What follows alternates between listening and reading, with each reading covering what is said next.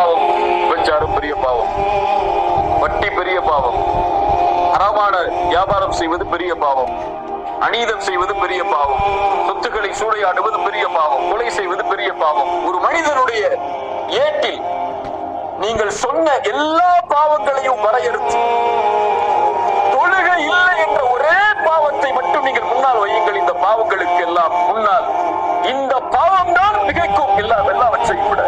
தெளிவாக சொல்கிறேன், நம் மனதிலே புரிய வைப்பதற்காக.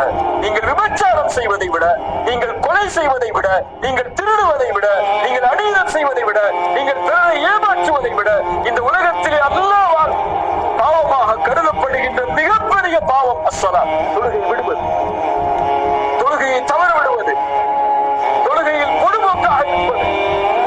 இவற்றை விடவெல்லாம் கொடிய பாவம் அது. ரசூலுல்லாஹ் ஸல்லல்லாஹு அலைஹி வஸல்லம் சொன்னார்கள், தொழுகையை பாதுகாப்பவனுக்கு அது வெளிச்சமாக, சாட்சியாக, வெற்றியாக நாளை மறுமையில் வரும். தொழுகையை பாதுகாக்காதவருக்கு நாளை மறுமையில் சாட்சியாகவோ வெற்றியாகவோ ஒளியாகவோ அந்த தொழுகை வராது.